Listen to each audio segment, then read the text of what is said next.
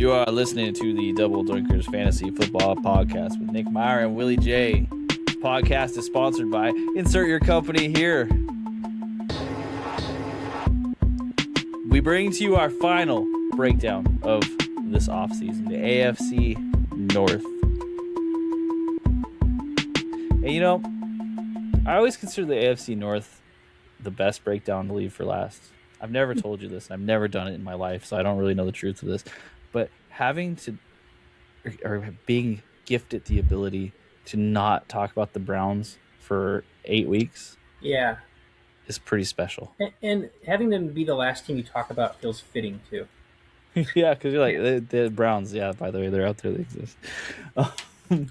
But so if you are just joining us on the Spotify podcast, we do have every division covered at this point. This is the last one, so check out our library. You can listen to any of it. I think you can hear about every fantasy relevant player that's out there as of the off season. You know, there might be one or two that sneak out, but even those usually we're covering pretty good here. So this is a good reminder, reset, figure out who's who. Yeah, and we're happy to have you if you're listening to us. So thank you first for that. Willie, how's it going? It's going pretty good. I'm excited to talk about the AFC North.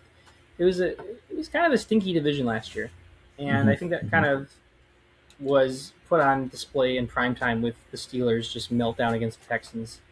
This is a division that had a lot of change up, I think, and so going into this year, there's an interesting narrative, I think, for fantasy because half these teams, I think, everyone but Zach Taylor is no longer the head coach of the team from the year prior.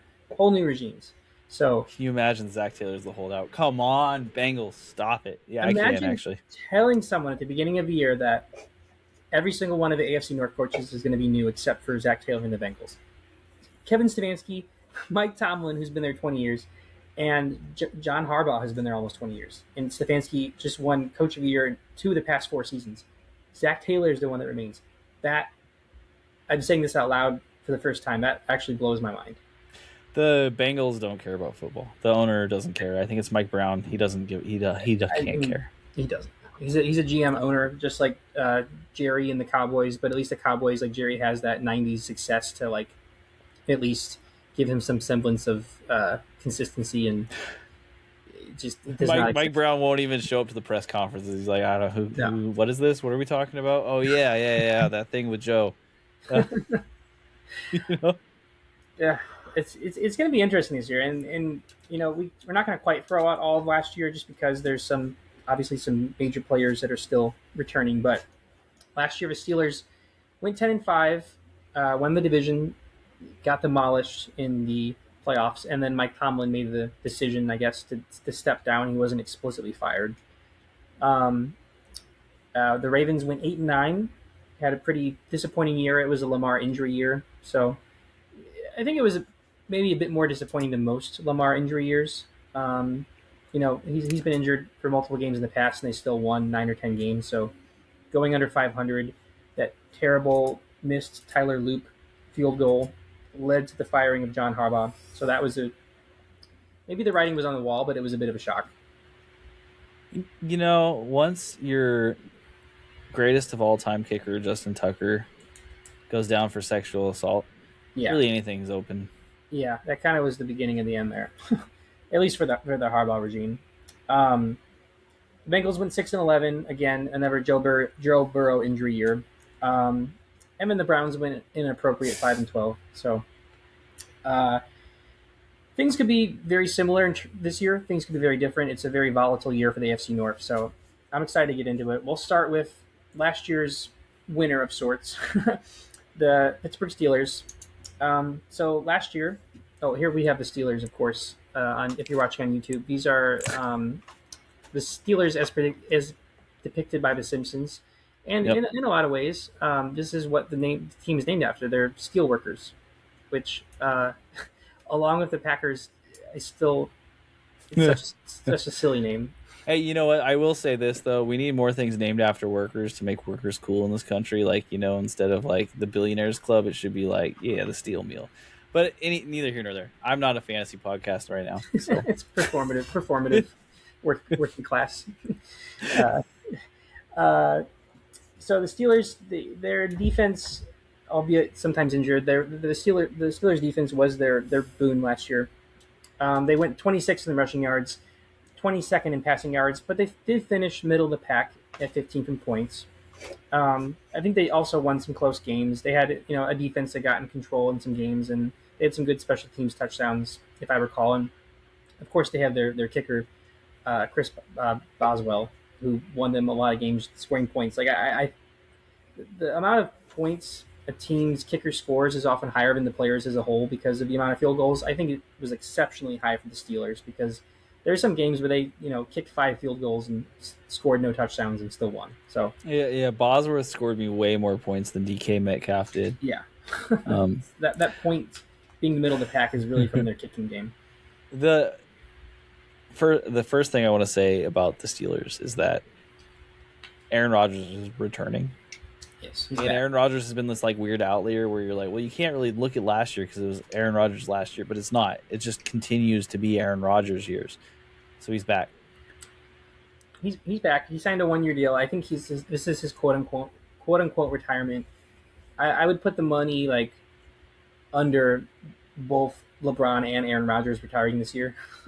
Not comparing the two. I respect LeBron so much more. He's a better player at his sport, but they're like kind of the two icons of the 2000s sports in a lot of ways, and they're both saying this is a retirement year.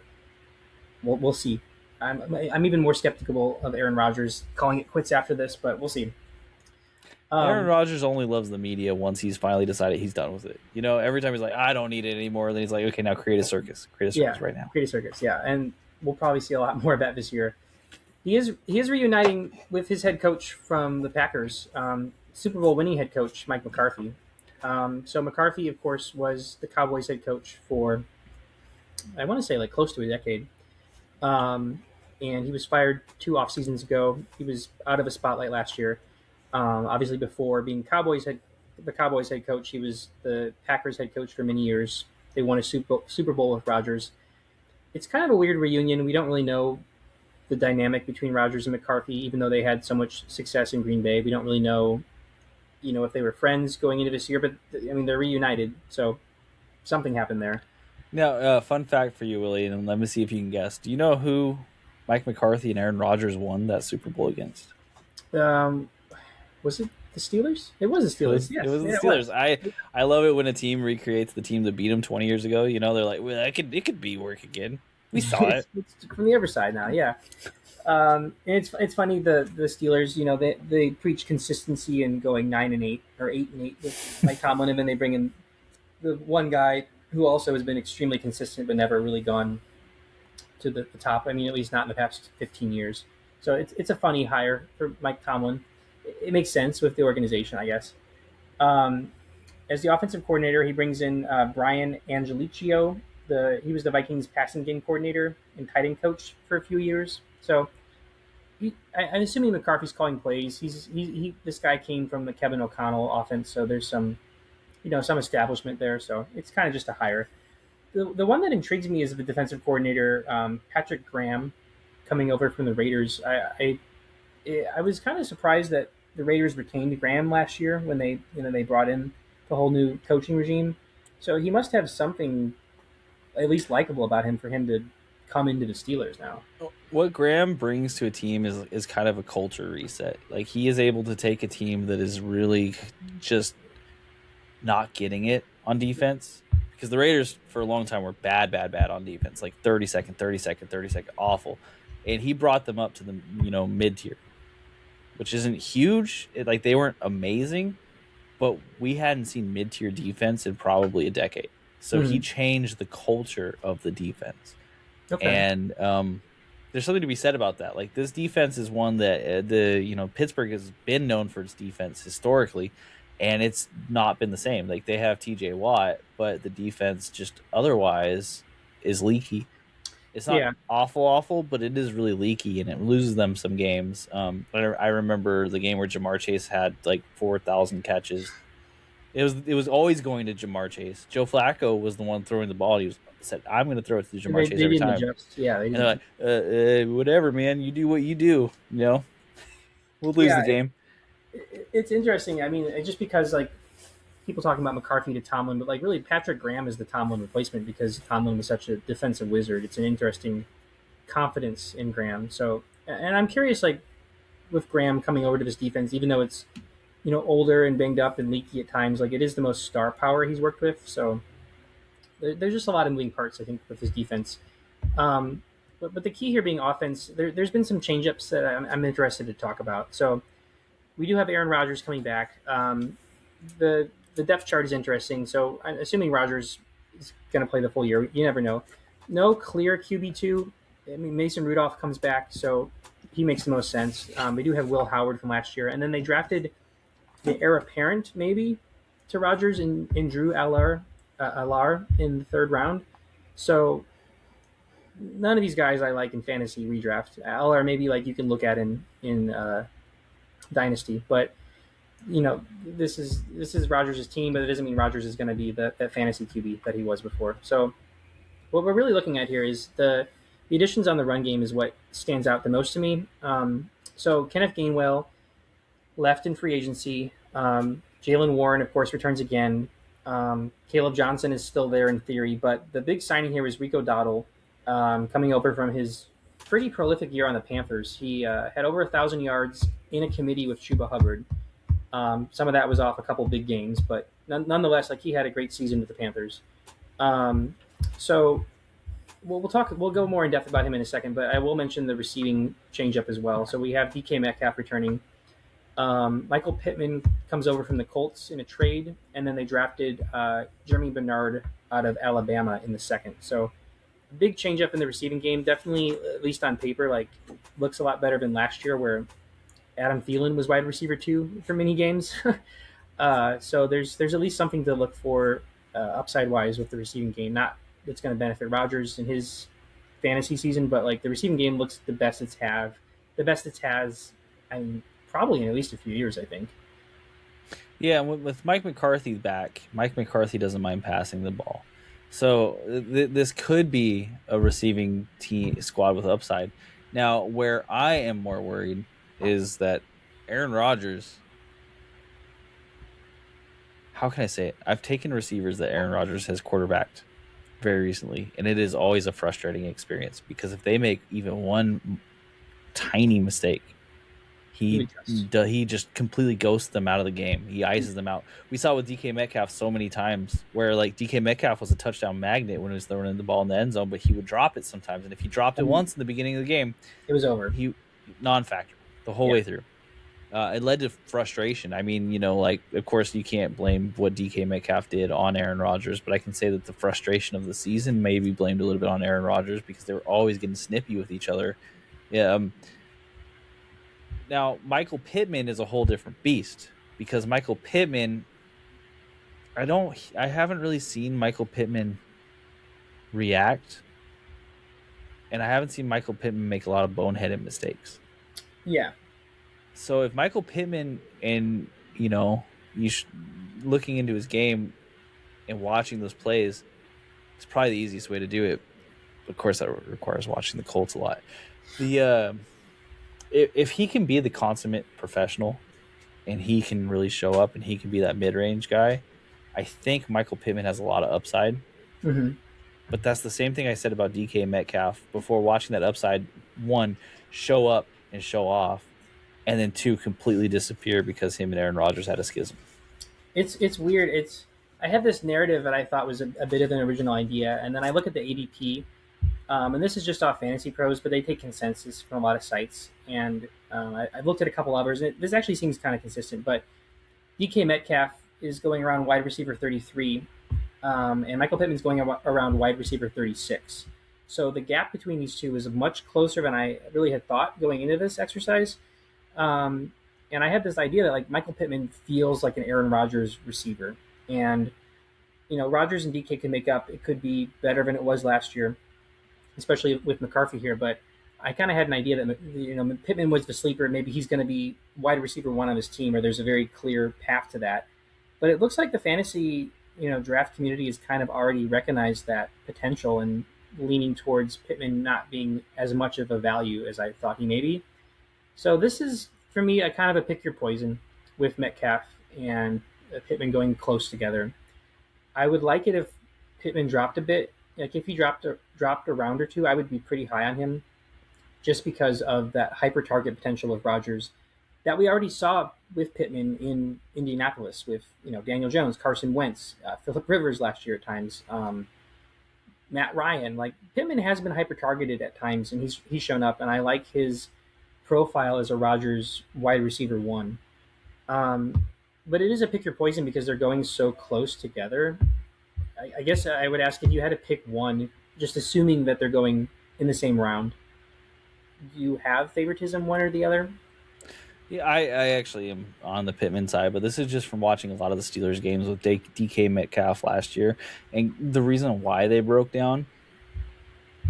However, this is a good dart throw situation because of Mike McCarthy, and I think this offense will be a little bit better than last year, and it'll be a little bit more understandable.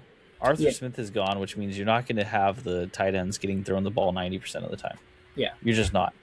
So here's the thing that scares me a little bit with DK Metcalf and Michael Pittman is I think Michael Pittman at this point in his career is the better overall receiver, and DK hmm. Metcalf has the better physical tools. Yeah.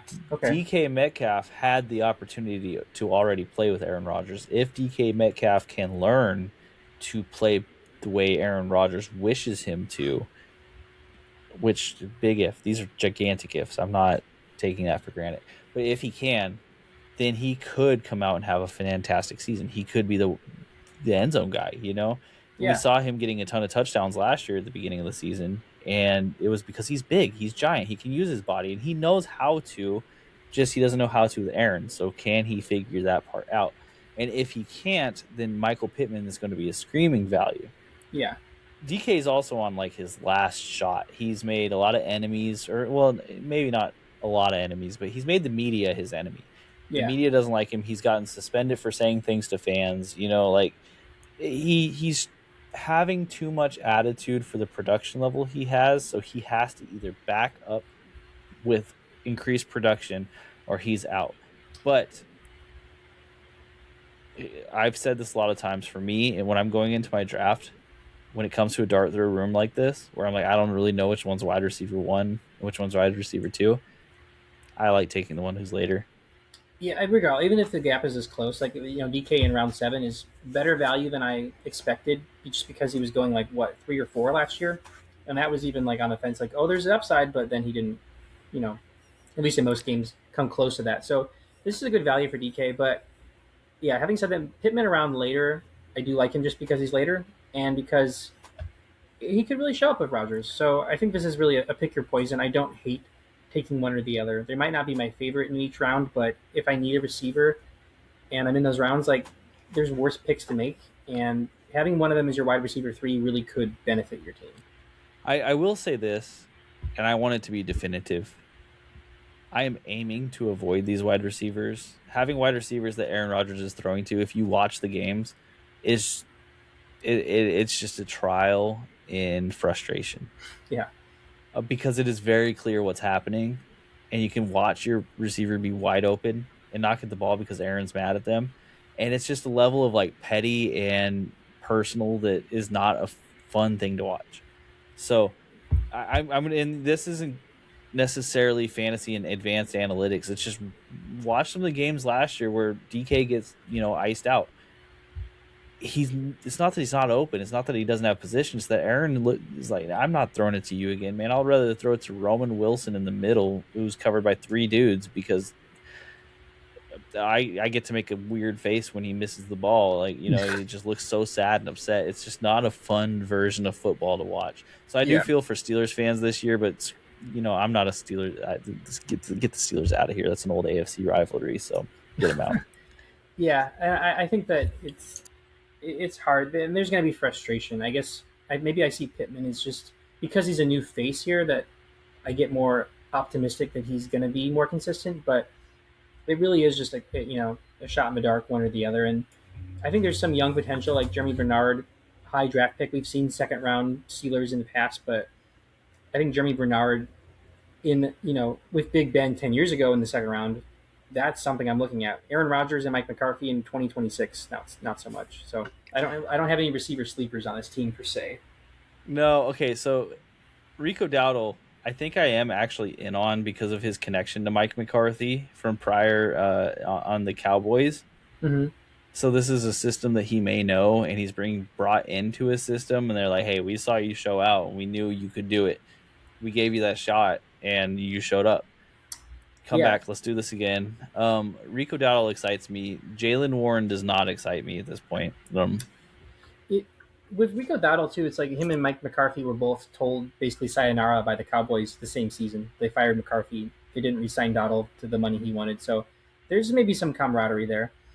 And I would suspect that Jalen Warren has produced in the past in a committee, whether it be with Gainwell last year, James Conner, I believe in the past. Might be forgetting somebody, but he's always been in a committee and he's had games. And Rodgers did like him in terms of targets last year, and he won, potentially won you a lot of weeks with his target share. But I think there's some more competition for targets this year, and I mean Rico being one of them. That Warren's ceiling that maybe we saw last year. I don't see Warren going up from where he was last year, and he's going a round or two higher than Rico Dowdle right now, which feels. I mean, again, not 1-to-1 because of the pass catching upside and play style, but I mean, Chuba Hubbard feels like a bigger threat to a running back committee than Jalen Warren does. So when you have Rico Dowdle coming in, I just feel like Dowdle has that path to be RB1 with Warren being involved, but not to the level we've seen Warren involved with the other running back in the past. And Warren's going 2 rounds earlier. That feels a little bit. It feels like a screaming value for Dowdle. Mm-hmm, mm-hmm. All these guys are going kind of around the same area, really, and I'm in on Dowdle more than the rest of them. Yeah. Yeah.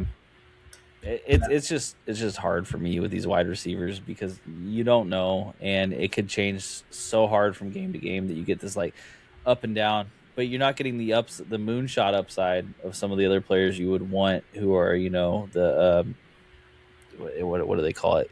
You either score 40 points or you score nothing, right? Yeah. And here it's like you either score 18 points or you score nothing. It's not as good, and it There's really stinks when they score nothing. Yeah, exactly. There's a cap there, and I want to get more excited about Dowdle. I think the dynamic is good with the competition, but if he was on a team that I had more faith in the QB and just like the vibe of the offense, I might be higher. But I think Dowdle is someone who's going to be one of my favorite running backs to draft this year. And like I said, Warren, we've seen in the past, he's been consistent. I think this is the year that he loses that consistency because of the competition from air and ground. And Aaron Dowdle Rodgers looks so good at points last year. It was ridiculous. Yeah, so I like Dowdle. I have one last question here. I mean, the tight ends, like Johnny Smith is gone. I assume he followed Arthur Smith to Ohio State. It's possible. Pat Fryermuth, there's not enough for me to get excited about him there. But there's always potential. But again, that's late tight end. But I have one question I want to ask you to wrap up here. So Nick, would you rather start? Would you ever start Aaron Rodgers for 7 games this year, but you get to pick the games he plays in? Or would you rather start C.J. Stroud for every game this year? I think it's C.J. Stroud for every game this year. Yeah, I have no faith that Aaron Rodgers isn't going to hit that ceiling that he already kind of hit lightly, but he's going to hit it all the way where his arm just can't make the throws. Because his arm strength has still been there. Mm-hmm. He's 45, dude. It just doesn't happen. Aaron Rodgers, his heart doesn't look like he's in it, and it hasn't for 3 years. Yeah, pretty much. I make some decisions just based on watching people, and this is one of those decisions. Like CJ Stroud, even when he stinks, at least looks like he cares about the game. Yeah. Aaron Rodgers, even when he's doing great, looks like he hates it. Like he doesn't want to be there. He's like, I would rather be washing cars on the side of the street. These guys are so stupid. Oh my god, you're all so dumb. That's what his inner monologue sounds like. That voice too. He's like, turn off all the lights. I need my darkness. Anyway. Anyway, though, moving on from the Steelers, they got the Ravens up next. So Another big changeup. We can kind of throw out last year, but I do want to mention the stats last year because at least a lot of the same players. Beautiful Raycon, by the way. A lot of the It's got same a nice little players are still flower. here. So last year they were second in rushing yards and 28th in passing yards. And now, of course, this is with Lamar being injured for quite a few games, so it's a little wonky. But that's a big gap. That's a run first team if I've ever seen one. That's a huge gap, particularly because they finished 11th in points. So despite being so anemic in their passing yardage, they still were one of the better offenses in the league because their run game is so good. Um, and a lot of these players are still here, but they have a whole new regime. So Harbaugh is left for New York. They bring in Jesse Minter from the Los Angeles Chargers. He is, of course, a disciple of John Harbaugh's brother from both Michigan and the Chargers, that being Jim Harbaugh. So he's a defensive guy. He has had a lot of success in the past with the Chargers. He's won a championship with Michigan. So I think he's a really solid head coach hire. Him and Clint Kubiak were like my 1A, 1B, like best rookie head coaches to be hired. So I like his fit on the Ravens. Um, and I'll mention the defensive coordinator first because this is curious. So they bring in Anthony Weaver from the Dolphins. He spent 2 years as a defensive coordinator on the Dolphins, but he was also assistant head coach on the Ravens the 2 years before that. But that was a completely different regime. So it was kind of an interesting hire. Like he was with Harbaugh for years, but then Harbaugh is not there. But I assume this is Minter's defense because he's proven in the past many times, and Weaver's just there for consistency. But the offensive coordinator hire gives me some pause here. It's Declan Doyle, who was the Bears' offensive coordinator last year.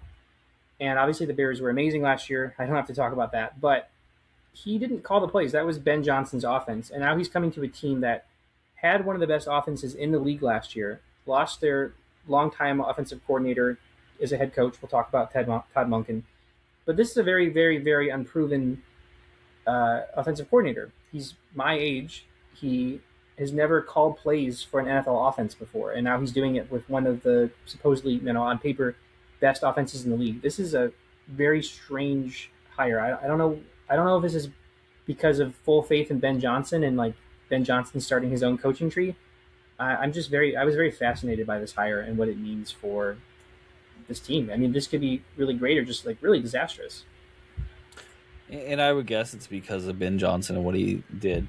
Because I think that so Eric DaCosta, the Snake in the Grass GM that they have over there, and as a Raiders fan, I hope you'll understand why I just despise this person. He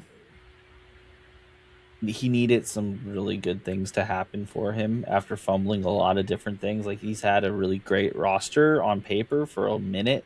But it keeps falling apart because there's no depth. The depth just doesn't exist in the way it is. He can't figure out how to draft a pass catcher that's not a tight end that's forever old at this point. And even when he figure out one that looks okay, they blow it for him. He's just stuck in the past. And this is I can be the voice of the future. I can show you who's next. This is who it's going to be. It's going to be Declan Doyle, and he's going to be the most amazing offensive. Yeah. Exactly. And I think Eric is probably the GM that is probably on the hot seat in a lot of different ways. He's been there since 2019, and they just really haven't accomplished what they should have at this time with MVP caliber quarterback play and defense that went from okay to pretty terrible over this time. I think it makes sense to me. I think that like all of these choices were based on the GM needing to show that he still is relevant and understands this game. And I think that unfortunately for me, I agree with you. I don't think that this is the right move at offensive coordinator because you bring in Jesse Minter, who is just a defensive guy. Yeah. He is a full-on defensive guy. And you give him someone who's never really done this before, you're putting too much. Lamar's going to have his way with this team. Yeah. And I don't know that that's the right choice to make. It hasn't been in the past where you let the players make all the decisions. It doesn't really work out. And I think that's what's going to happen here is on the offense, Lamar's going to be able to just boss everybody around. Yeah, he's the consistent piece there. I mean, Doyle, like he not only is he, I mean, so we'll talk about this, but like he his previous experience between being the in name only in a way offensive coordinator for the Bears is he's been a tight ends coach. And this team lost Isaiah Likely. They just have Mark Andrews. So it's not even like he's coming into a scheme where they're so tight end heavy, but that's their focus. It's a weird fit. Yeah, and I could I've heard tight end coach described as someone who knows both the offensive line structure and the receiving room structure, but Mm-hmm. I think that might just be someone coping a little bit. It's just because that's what a tight end does. It doesn't mean that Yeah, they know the ins and outs. exactly. It's like that's still a different role. It's still a different thing. Yeah. Like, yeah, you have to know a little bit of both, but you're not really in depth for either of them. And I could be wrong about this. Maybe like Ben Johnson will rub off on him, but it's like when Washington hired Eric Bieniemy out from under Andy Reid. They're like, yeah, Yeah. it's gonna work because he learned so much from Andy Reid, and it's just like it didn't at all because it turns out it was just Andy Reid. It was Yeah. just him, and he was able to adapt all the time really well. And when you get this guy who's like, well, I'm trying to bring over that system, and I think I'm doing it okay. He's not adapting. Instead, Yeah. he's just like he's an iteration without a basis. Exactly. And And there's yeah, you get what I'm yeah, saying. it's just not even in the lack. Even if he had experience in like other ways, but he's my age, so it's not like he's been around like behind the scenes for a long time and like learned in other ways. It's just been Ben Johnson. So it gives me a lot of pause. Basically, is what I'm saying for this offense as a whole, and I think I can say that because the offense is pretty consistent from last year. The big piece they lost was Tyler Lindenbaum to the Raiders. Um, so the offensive line, they lost quite a few pieces, including some starters. They lost Lindenbaum, Daniel Falele, and they brought in some replacements, but none that were like had as many starts or as starting caliber as those two guys on the O line. So with a run first team, that's a sign of a problem, perhaps. Besides that, consistency, we have Lamar Jackson back. We have Snoop Huntley as the backup quarterback. Derrick Henry returns for I think his age 32, 33 season. Justice Hill is still there. They added a fifth round rookie out of Clemson. Um, and then the receiving team, they took some shots and like some upside, but they're all rookies. So they have Zay Flowers back, they have Rashad Bateman back, and they've drafted a couple rookies in the third and fourth round out of USC and Indiana, Jacoby Lane and Elijah Surratt. But they didn't bring any not that the Ravens should always bring in this veteran receiver, but like they didn't bring any proven talent to fill out their receiving core. It's running back of Zay Flowers again. So I guess I'll start off by asking though. Obviously, there's a lot of unknowns about this offense, but assuming there's going to be some changes, do we think it's going to be a more pass-heavy Lamar year, or are they going to stick with their run-first identity? And I guess my main question here is starting with the pass-heavy Lamar year. Is there a receiver that stands out to you that you would like? And is it Zay Flowers, or is it nobody? I sigh deep because I just a Ravens wide receiver is the hardest thing in the world to trust. Yeah. They are awful at drafting them. Yeah. They just can't figure that out. And when they bring them in, they're 8 years past over the hill. So, and based on what I just said about the offense being dictated by Lamar, I still do believe that. I think that it's going to be a pass-heavy year for that reason, because I think Lamar, he knows his strengths. He's really good at passing. Mm-hmm. By the way, so there's not really necessarily a negative here. It's just he can't figure out, and I shouldn't say he can't. The offense for the Ravens doesn't have a consistent enough wide receiver to really make that alone win games. We saw that last year when the defense was bad, the offense couldn't click because people were just dropping the ball all the time. How many times did we say Isaiah Likely dropped the ball in the touchdown or in the end zone? I think it was 2 to 3 times where he had the ball in his hands and he dropped it for a go-ahead touchdown. Yeah.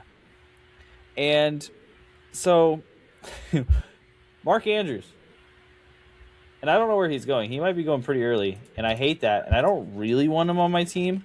I don't think he's going very early. He's the piece here that actually piques my interest. Unfortunately. Yeah, he's 125 right now. Tight end 15. Look, okay, Zay Flowers is going to do what Zay Flowers did. I think that's just who Zay Flowers is at this time. He has the ability to pop off, but he's just not consistent with it. So you're going to Yeah, have this kind of like up and down with Zay Flowers where it's really frustrating to actually play him on your fantasy team. because he's a great wide receiver too that has played the wide receiver one role for his entire career basically. Mm-hmm. That's yeah. I've been on Bateman. It's not happening. I don't think he actually really has the talent set to make it happen consistently. He's a wide receiver three that's consistently played the wide receiver two role his entire career. Yeah, Yeah, exactly. It is a good way to put it. So I'm just back on Mark Andrews as the guy who I want in this receiving room because at least I know he can score touchdowns, and I know how bad it's been sometimes. I'm not dumb, but I also know that I think he's the one who actually has the potential to do the thing. Isaiah Likely's gone. That's a huge piece. Like even if Likely was there, I would maybe like look at Andrews at that value, but with him gone, and then not bringing any pass catching tight ends to replace him, that is a ample opportunity for Andrews. And I think with Zay Flowers, like you said, like we already kind of know what we have of him, and it's like very boomer bust, like some games, but never like that true wide receiver one. And now he's going an average of wide receiver 18 with a very unproven offensive coordinator and a team that is just very revamped. So he's going ahead of Vlad McConkey and Jalen Waddle, and 2 or 3 rounds ahead of DJ Moore. All these guys that have like shown more potential in a going into an actual offense that is expected to have more at least consistency than this new Ravens regime. I hate that Zay Flowers price. I think that's just totally out on Flowers this year personally. Yeah, and it's not even a Flowers problem. That's a price problem. Yeah, it's a price problem for sure because he's going to have good games. He will. He'll have some blow up games where you're like, wow, that's the dumbest take ever. I'm not saying he doesn't have the talent to do it. I'm just saying that he doesn't have the talent to be the focal point of the offense the way he needs Yeah, to be the wide receiver one on a pass heavy version of the Ravens. I don't like. I'm just gonna say I don't like the team this year. I'm pretty low on the team this year. I think that yeah, I think that again Lamar like could absolutely finish as if he's healthy, like finish where he finishes as a QB every year. But he's not quite Josh Allen, but he's going around that Allen level. And there's quarterbacks rounds after him that could easily finish around the same range. And there's quarterbacks like Jalen Hurts that are going even just a couple rounds after him that I'm like, lock me in. If you're going to take a quarterback early, this is not the year to take Lamar early for a variety of reasons, I think. Agreed, and it's a little worrisome for me because I know he was injured for a lot of the season, and we saw him playing injured. But that playing injured moniker, it only works if I eventually see him snap out of it, and I didn't see him snap out of it. He had a really poor end of season, and he was playing, and he can go, oh, my heel hurts. And to be clear, I don't really want to dismiss the injury itself, but I didn't see him turn back into regular Lamar. Yeah, and he's coming back to a team that's just a team in a regime that we've never seen him play under. So we talk about ping pong tables and stuff and Harbaugh and the mood of the team, and all I can tell you is that I do believe Lamar Jackson is the actual offensive coordinator for this team, and I don't see that work with players. You can't give one player the keys to the castle. Yeah, it's it's going to be rough. I think that the player that provided the most fantasy consistency last year and since he's been on the team is Derrick Henry. With Derrick Henry, it's hard for me because there's a side where he's going RB13 right now, and that's like early third round, and that's like the best value of his career. And if this was last year or if things were different, I'd be like, okay, that's solid value, RB13, high upside RB2, or if you have a great receiver in core, like solid RB1, like I like that. Just the offensive line changes and the offensive coordinator coming in, like I think that Henry could have a very solid year. He's 32. The cliff will happen eventually. It doesn't mean it's going to happen overnight, but this new system that he's in has the blueprint to happen overnight of that crash. Not saying it's going to happen, but like just in terms of inexperience and turnover, this is the worst, setup Derrick Henry's had in quite some time. And I'm not like out on Derrick Henry, but there's also just the reality of like he's a risky pick. Even though he's much later this year than last year, he's still a risky pick because he could just really crash and burn, unfortunately. Just with not because of him as a player or even his age, but just the system that he's in. He's risky, but his perception is going to be safe. So the Yeah, players that are going to take him are going to have expectations, and they're going to get shattered a little bit. yeah, The I actually think that this is a good year to draft Justice Hill late because I think Justice Hill will be worked in a little bit more regardless. yeah. Um, If he's cheap, I kind of like that. and I'd I think almost he should be dirt cheap. I'd bet. yeah. I almost kind of like the upside of their fifth round rookie Adam Randall, not to draft, but to like maybe have that like RB2 breakout successor potential. Just because he's younger, he's unproven. That's more of like uh, a dart throw kind of thing. But even that is leaning into the idea that one, Henry's going to be injured or washed, and two, like he's going to be playing in this run first system like we've always seen, and it's Ravens running back. We don't know if it's going to be run first this year. So there's really big cons to even like targeting a backup to Henry. Well, that's actually why I like Justice Hill a little bit more, is because Justice Hill is a bit more of the passing running back. That's a So good point. Yeah. if they end up passing the ball even just a little bit more, like with dump offs, you could see Justice Hill suddenly have relevance. Not necessarily game breaking relevance, but someone who you could plug in as a RB4 and have an actual flex player, someone to cover for injuries. Yeah, you could do worse. Even with the unknown of his team, like I agree that the PPR upside with Hill is it's a factor. I think. Um, but yeah, I don't know. Having said all that, like the only player on this team that I'm like kind of curious about, and I'm not even excited about, but like I love his value, is Mark Andrews. And there's a lot of like positive reasons to draft Mark Andrews this year compared to like the past like few years, honestly. Even though he's like been a great tight end, even a couple, 3 years ago, like this is the year it's like, oh, this value was like, this is pretty nice. But Mm-hmm. apart from Andrews, I'm not hyped about this team really at all for fantasy. I have a hard time seeing how this is going to work Yeah, in a really like amazing way. So the agreed. only bright spot is that if it does really work, that means that Ben Johnson is a genius, and Doyle he did rub off on Doyle, so I like that. I like that factor, but it's a shot in the dark. Yeah, yeah. All right. So moving on, we got the Cincinnati Cats. You got a cat on the screen. That's a nice. It's an ocelot, I believe, but it looks pretty tough. I looked up Bengal Kitty. This is what I got. So Bengal adjacent. I like it. It looks tough. It yeah. looks scary. So the Bengals last year, of course, Joe Burrow was injured, and then before Joe Flacco got there, they had just the terrible experiment of Jake Browning. So a lot of these can be thrown out, but they were 29th in rushing yards, still seventh in passing yards, even with Burrow missing a lot of the year. Of course, they were playing catch up and scoring 40 points and losing in quite a few games, so that's why the passing yards are so high. But they did finish 12th in points, which at least is respectable relative to how terrible their defense was. So there was still some offensive firepower. If Burrow had been healthy the whole year, this could be a top three offense last year. And the thing that I like about this team for fantasy off the bat is that I don't have to go in depth and talk about changes because there's really no changes at all to the offense. Um, Zach Taylor is back. Offensive coordinator Dan Pitcher is back. He's been at the Bengals since 2016. Lou Anarumo is back for year two, and they have Dexter Lawrence now.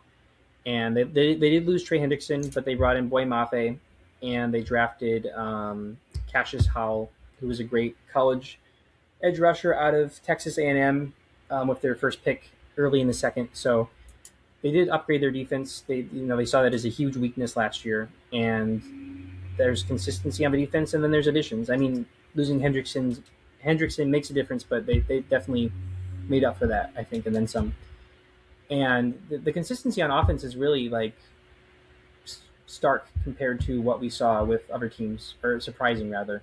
We got Burrow back, Flacco backing him up. Chase Brown is back. Samaje Perine and second-year player Taj Brooks are there, but they didn't bring any competition for Chase Brown in. Jamar Chase is back. T. Higgins is back. Andre Iovasas is wide receiver 3. He's back. And they still don't have any startable tight ends, and they lost Noah Fant. So ignore the tight end piece of this. But this offense, like I think if in comparison to every team we've talked about, this might be the most consistent from last year. So assuming Burrow is healthy, um, and assuming that the defense does have an upgrade, what do we think about this team in terms of, I guess, specifically focusing on the defense? Because there's the plus of Burrow hopefully being healthy, everyone coming back, and then there's the potential minus of the defense actually getting quite a bit better and them not having to rely on that pass as much. Do you have any players that stand out to you as maybe being better than last year? I'll just say that. Better than last year. I mean, anyone who catches passes, honestly. We saw Chase Brown unlock himself at the end of last year. We saw him become exactly what everyone had hoped he would be. And if Burrow's in, Chase Brown is a slam dunk pick. Yeah, exactly. I think I was going to lean towards him as well. I mean, it's a very kind of obvious question because this is assuming Burrow's healthy and the offense is so similar to last year. But I think that if anyone was down on Chase last year because you maybe remember some of the games he had with Jake Browning, I would disregard that completely because even if Burrow isn't healthy, like 80-year-old Joe Flacco, age notwithstanding, like he did feed Jamar Chase and T Higgins in games, and we didn't see a drop off from Burrow to Flacco. And when Burrow returned, like of course Burrow was great, the players were great, but we didn't see like a huge boost with Burrow there. It was just maybe more consistent, but like Jamar Chase was still producing at the spot you drafted him at with Flacco there. So that gets me excited. Um, mm-hmm, mm-hmm. T. Higgins is one that worries me a little bit more out of this receiver core, and that is not necessarily because of the team itself, but it's the concussions that he's hmm, had. So same reason we're not out, but worried about the Olave on the Saints. T. Higgins now should have kind of that same baked in worry because he got, I think, 2 concussions pretty back to back last year, and he could be one away from missing a whole lot of time. yeah, that's a good point. He does have that concussion injury history, which is a bit more tricky to obviously like predict because it doesn't affect his physical play style. But I think that we've seen Higgins miss time each year with a variety of injuries, kind of similar to Burrow. There's not like a consistent thing that affects his game, but like it's always a possibility. I'm lower on Higgins this year just because of where he's going relative to like I can wait a little bit later and get Lad McConkey, or wait 2-3 rounds later and get DJ Moore or Mike Evans, and I see them finishing around the same spot as Higgins, if not possibly higher. So I mean I think Higgins is going to have that consistent, you know, huge games and like pretty solid floor games, and I see that repeating. But like he's not like going to have his breakout year relative to the people going after him. Mm-hmm, mm-hmm. But Chase, I'm all in on Chase this year. I'm all in on both Chases on this team as well. And one thing I will say that might be underrated is Chase Brown last year kind of stepped into a role of a leader in a lot Mm-hmm. of different ways. Like he came and said the things that needed to be said at the right times that I think everyone agreed with, except for the players he was calling out. When he called out the defense for selling games I and remember really that. like giving up on the team, even though they were coming back, he's like the offense didn't blow this game. We came back and we got ahead like 3 different times, and every single time we did, the defense gave up a quick touchdown. He's like, we can't play that way. We can't do Yeah. it. He was very honest and he was very open about it. And I know the defense probably got mad at him, but I think everyone on that offense was like, yeah, dude, thank you for saying it because this is the truth, you know? Yeah, and we saw that with our eyes. If you watch the game, like it was the offense was able to come back. Um, so I'm right back in on Chase Brown. Me Um, too. Jamar Chase has all the talent in the gosh darn world. So Yeah, Chase Brown. I think that he, if you would looked at the sample size of his early like Jake Browning era in the beginning of the year, like he was just a terrible pick. But he was I want to say like a top 5 running back in the stretch where Burrow was healthy in December. mhm. So that will buoy his overall, I think, draft position. But he's going around a mid to late second round pick, and I like him there. He's one of my favorite running backs to draft. But I'll ask you, relative to other running backs going in that mid to late second round, third round turn, I'm gonna name some names, and I want you to tell me just off the rip if you like Chase Brown or them better. Okay. So I'll start with Devon Achane. Chase Brown. Then we got Amarian Hampton. Hampton. Saquon Barkley, Chase Brown. and Kenneth Walker. Chase Brown. So, and that's interesting is the Barkley is going at pick 26 on average, and Chase Brown is going at pick 21. And that's maybe the only one I disagree with you on. I am higher on Barkley this year, but Chase Brown going at pick 21 and Devon Achane going 5 spots higher than him.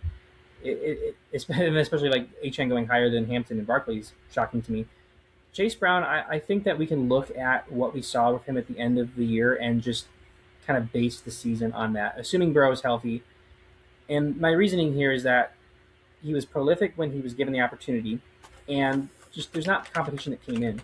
I mean, I know you were excited about Zach Moss last year, but even with Zach Moss not producing, they didn't try it again this year. It's just Samaje Perine, who might have some games, and then an unproven Taj Brooks. So they are treating Chase Brown as that bell cow, and even if they run the ball less than other teams, like he also catches quite a bit of passes.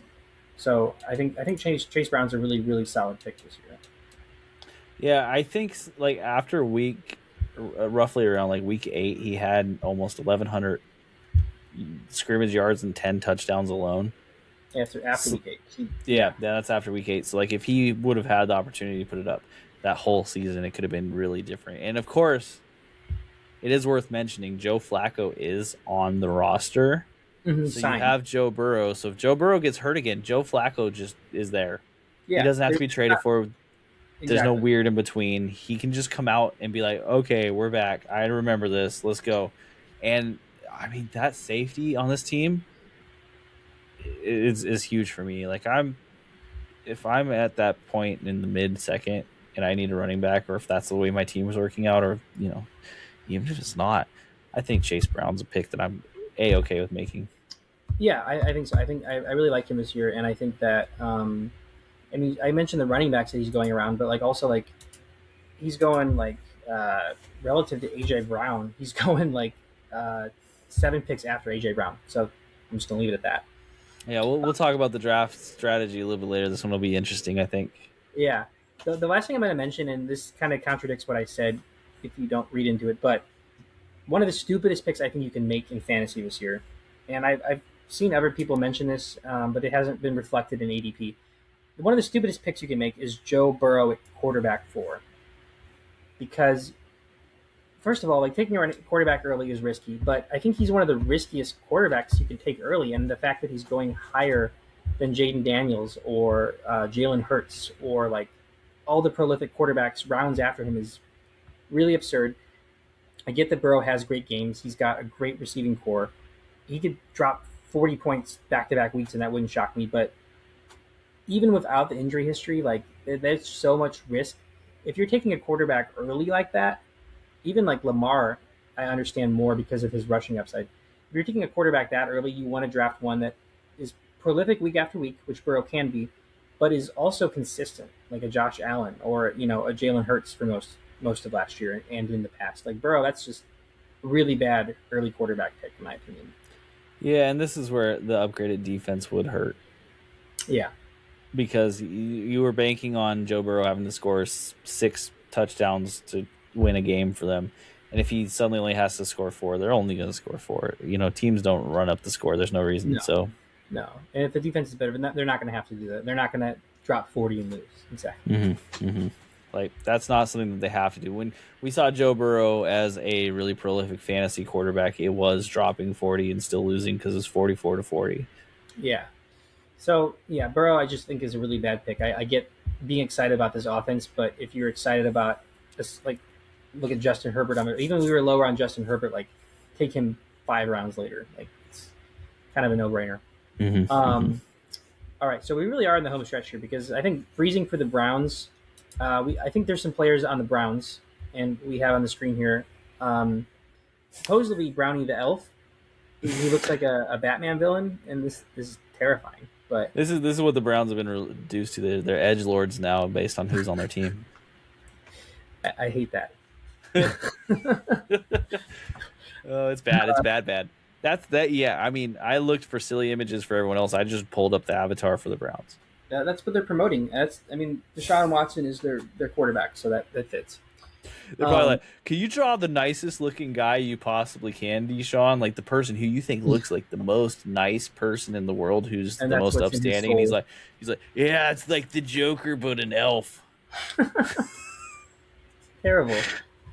Uh, the Browns and the Browns. I was going to say we can probably go through this fast because this is a team where, as bad as the offense could be, this is more like a sleeper team because there's so many options and there's nothing exciting about this offense at all. So there's some sleeper picks here maybe, but it's chaotic.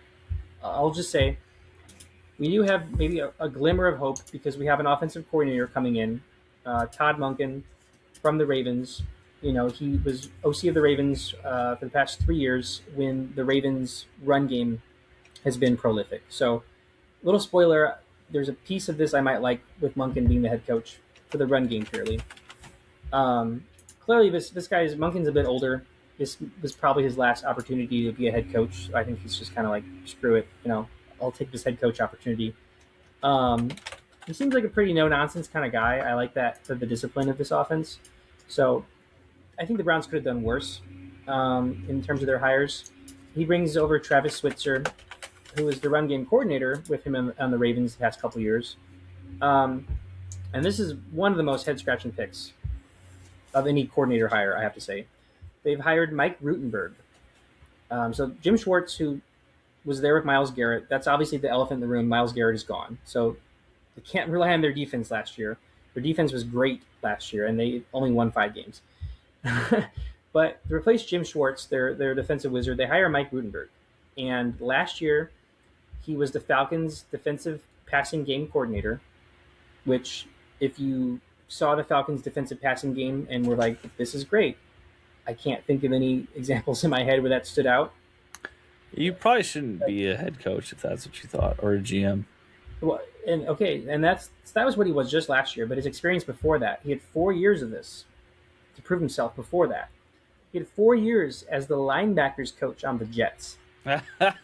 Well, okay. The Jets did have an amazing defense for a minute, right? I don't know that I would say it's because of their linebacker play. I would say maybe it's in spite of their linebacker play. But I was gonna name one linebacker on the Jets in their um, 20s.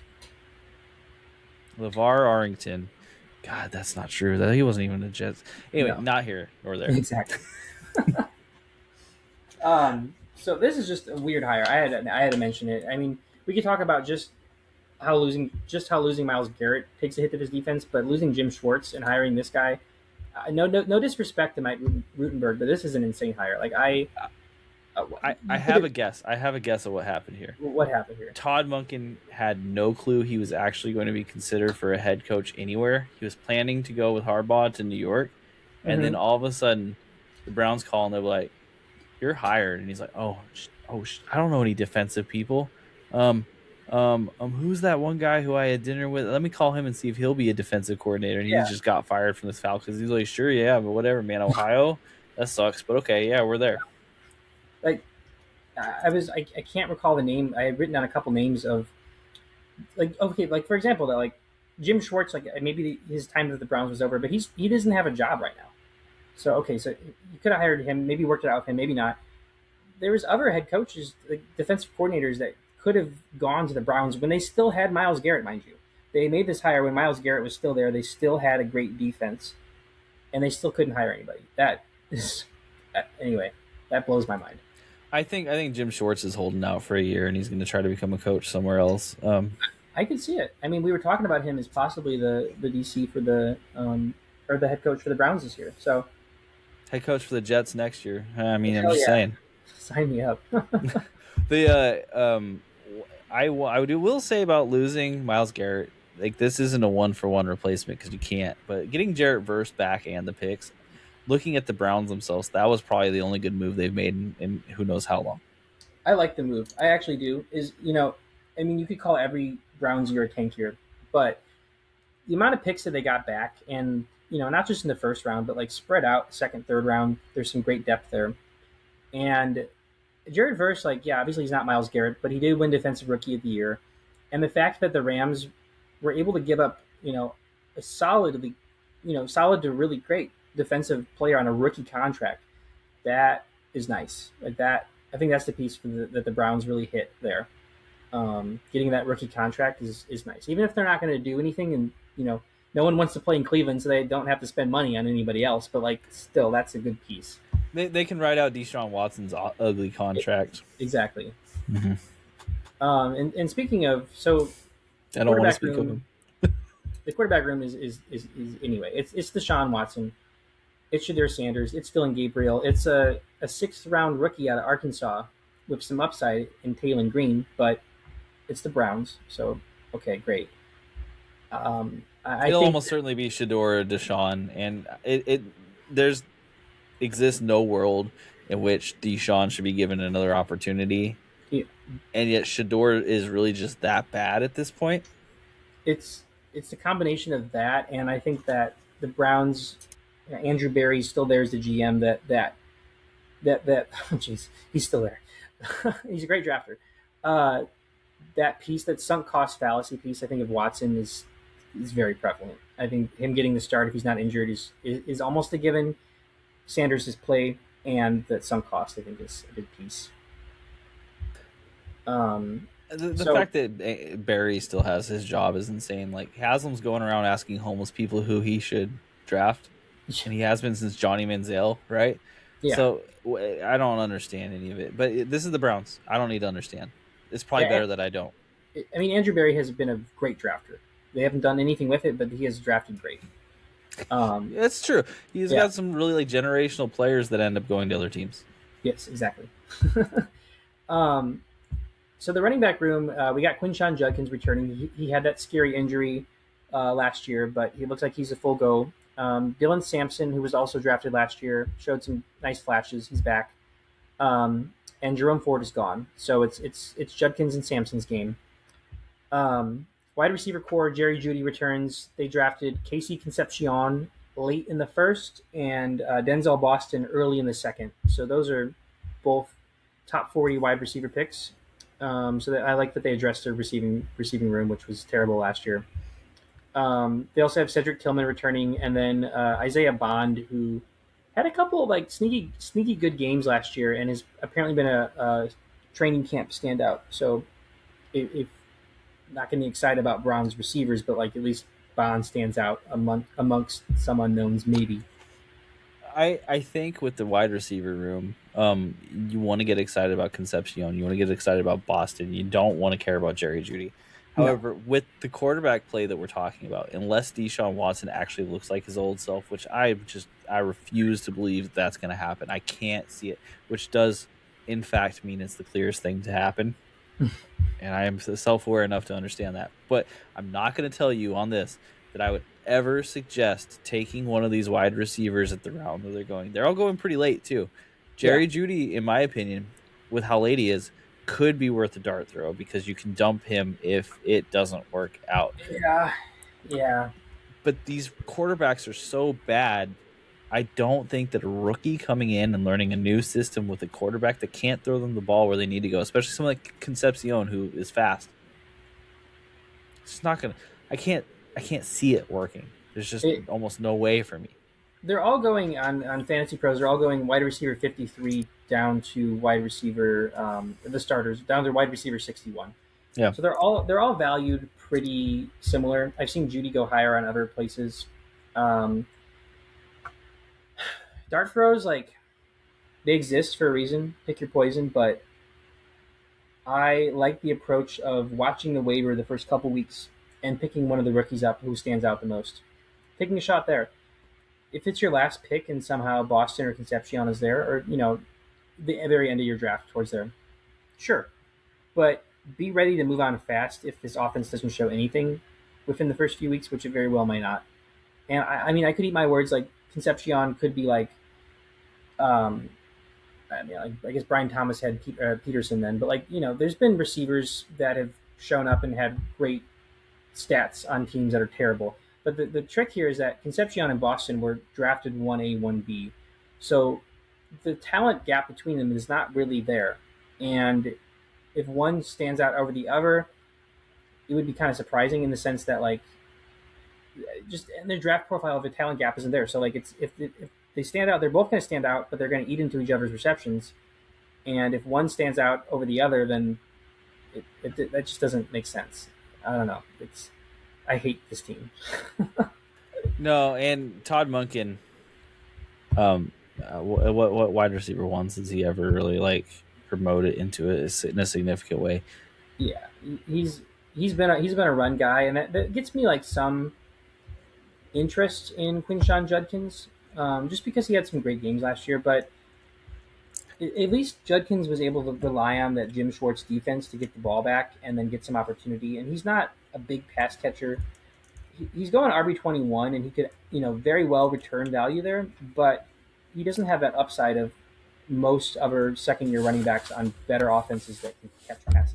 No, I had Quinshawn, and I watched a lot of these Brown games to watch Quinshawn last year. And what I will say is that he's got phenomenal talent, but he's going to have the exact same issues he had last year, regardless. Mm-hmm. Is that the defense is going to be able to key in on him unless Deshaun or Shador can complete passes. I mean, it just wasn't even a thing last year, and I don't see any reason why it's going to be significantly better this year. Yeah, And once they key in on him, it's all just can he hit a home run or is he getting stuffed in the backfield? and that's. I didn't even mention the fact that the Browns lost their entire O line this offseason. Yeah, They did. yeah, They, they've had significant people retire yeah, or yeah. leave. So I mean, they did bring in some free agents, but all these free agents are from different teams. They've never played together, and they don't have the same upside of like. I mean, they were older, but like Joe Botino, incredible career. He's gone. Wyatt Teller, Jack Conklin. Of course, they were all older, but like they had that chemistry for years on the Browns. They're all gone. So this O line replacement, even though they did address it, it's not like the Bears last year addressing it by like trading for All Pro Joe Tooney. This is just a bunch of solid starters trying to mesh. So Mm-hmm. that O line is going to take a hit. The defense took a huge hit. I'm not out on Judkins. I could see him returning value, but he's a risky pick. I need Judkins to slide like around, and then I'm in. I Yeah, don't want to take him where he's at, but if he slides, I think I'm in. I do. There's a world in which Dylan Sampson has value. yeah, He's going in the no man's land, so it doesn't really matter. I think he is around 173, so there's yeah, nothing there. But I think I could see a world in which he will just PPR his way into okay yeah, points. I'm not saying good, but okay. Like he could be a player that you need to you'll see his name pop up on someone's squad. yeah. And he like I had him a bit when Judkins was suspended, but then maybe Judkins missed a game. I forget exactly, but Sampson did have some moments, and he does catch passes, and he doesn't have Jerome Ford there to split touches with. So if Judkins were to go down last year, it's the Ford and Sampson show, but now it's just the Sampson show. So I like him as a handcuff, but he's not like a must draft kind of guy for me. But I like his talent. Now, Harold Fannin. Let's talk about him real quick because Harold Fannin is this player that is currently going late, and he won't be.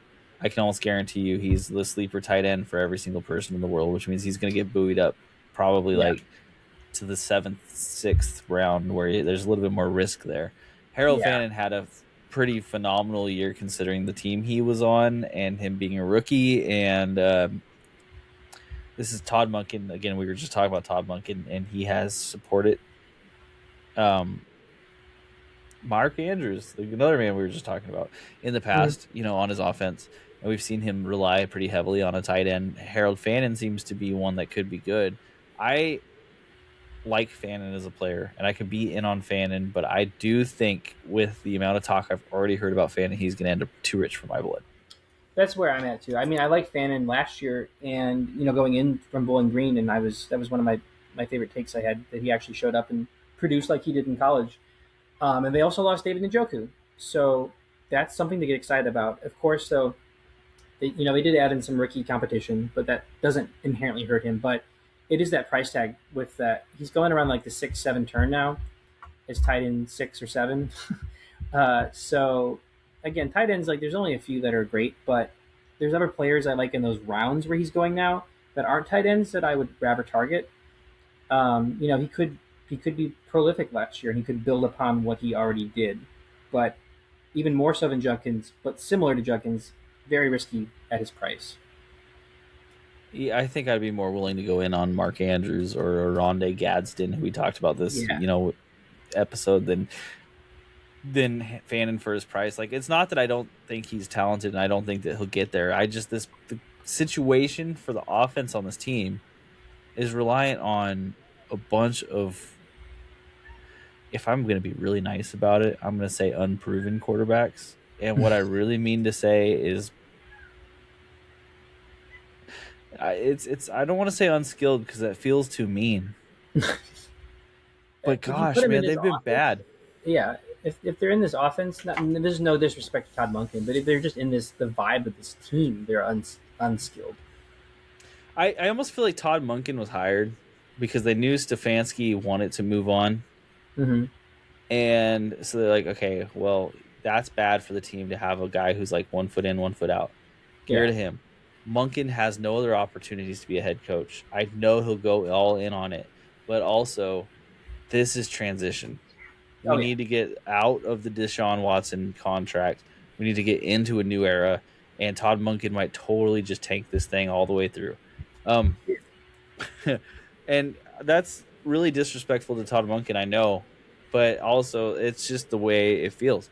I am very negative on this Browns team, and I think almost all of the drafters are as well.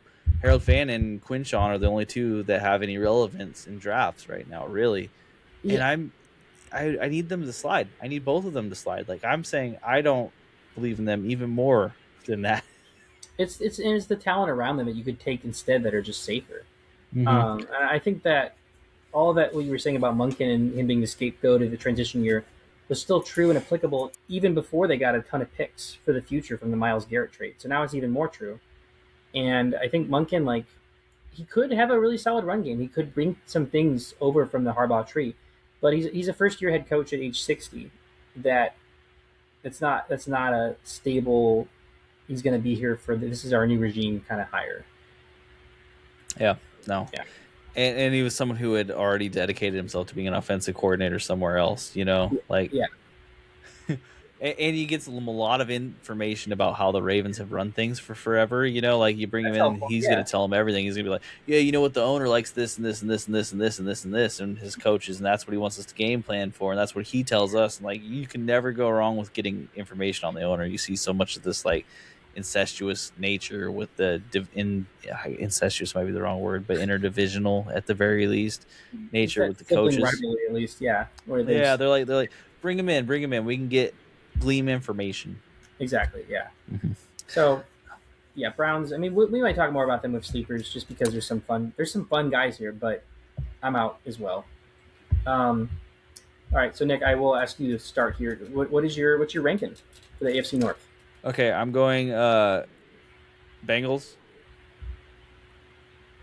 and I think they do pretty good this year. I actually have a pretty good vibes on the Bengals, and I hate it because Zach Taylor deserves to be fired, but Mm-hmm. the roster on the offensive side is good, and if they're actually beefing up the defensive side, they could have some success. I think they make the playoffs. They go 10-7.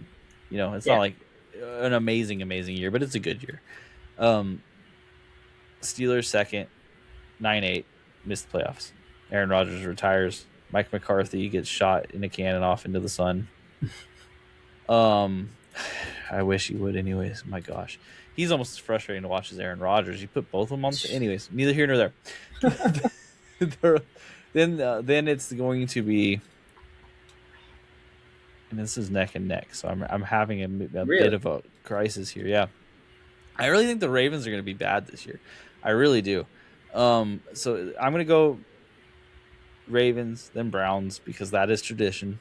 Yeah, But it could go either way with those guys. I think both of those teams are pretty bottom of the league teams at this point. really. Okay. Yeah. I don't have a lot of faith in the Ravens. I don't necessarily blame the head coach here. I just really think that when you let bringing in Declan Doyle as the offensive coordinator, unless he's such a hard ass and I just don't know about it, this will be a team that's run by the former multiple time MVP. Yeah. And I don't know that, like, Lamar Jackson's someone who probably needs a little bit of reining in. Um,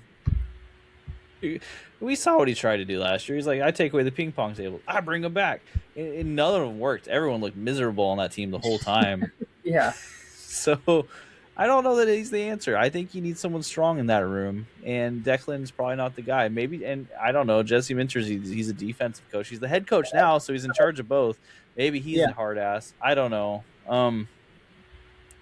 There's just a lot of changes in the places that I think the changes don't match up with the age and prestige of the players Oh, that they have. and where the team's supposed to be at in their, Lamar's career trajectory. Yeah. Yeah, exactly. And then also you've got, Derrick Henry, who's the king and he's forever old. He's had enough experience to tell every single person in the world how it should be. Yeah. He seems like he's nice enough. He doesn't do that, but I could be wrong about that too. So, I would if I anyways, was. exactly. Like someone needs to, and that's the problem. Someone needs to. He needs to be a Chase Brown in the locker room. Yeah. So, Bengals, Steelers, Ravens, Browns, but Bengals and Steelers do okay. Ravens and Browns don't do okay. They're both bottoming out teams. Actually, I'm a little different. So I'm gonna go Bengals here. I like their team this year. I'm gonna go Ravens over Steelers and then Browns last. I think the Ravens. So the Steelers, I think will go like 8 and 9, 7 and 10. I think that maybe offense will be maybe better, but Rodgers older doesn't help that. The defense older doesn't help. The Ravens, I do agree with you. I think their offense could really be inept, bottom of the barrel this year. I do have faith though in Jesse Minter and their defense. Not necessarily Trey Hendrickson being signed, but I like their secondary quite a bit. I think Minter did a lot with nothing in on the Chargers, and now he actually has some supreme secondary talent. And I like the Ravens to go like around 8, 9 wins, but I don't see them building off of what they did last year or getting better. And I think the Bengals are going to be the beneficiary of teams in a lot of transition by being the one by far having the most consistency and the most superstar offense players that the Bengals I think could pretty easily win this. I just want Eric DeCosta to get fired, and Next year. that is my bias as a Raiders fan. Speaking of which, as we end this, Ooh. I got it. Once you have the GIF, I have to use it. So, there you go. That is our AFC North. Not to confuse the folks out who are watching this. That is our AFC North deep dive wrap up. Like I said, we've done every single one of them now. So that's 32 teams. Good job, Willie. Ooh. First off, we Yeah. made it through. That was a whole 8-week endeavor. We'll be back with some more fun stuff. Like, I love going into the deep dive. At the end, it feels like it's been a whole marathon. Follow along. We're not quite at the point where we're going every week yet. It's still a little bit too early for that. Of course, we're always reading, listening, learning about stuff. So keep checking us out. Until then, this is the Double Drinkers, sponsored by Insert Your Company here. It would look really cool. Trust me, I'd make a cool graphic for it. You see the GIF I just dropped, man? I didn't make that, but I can get it. Anyway, my point being, check out the following episodes. Until then, doink out. Doink out.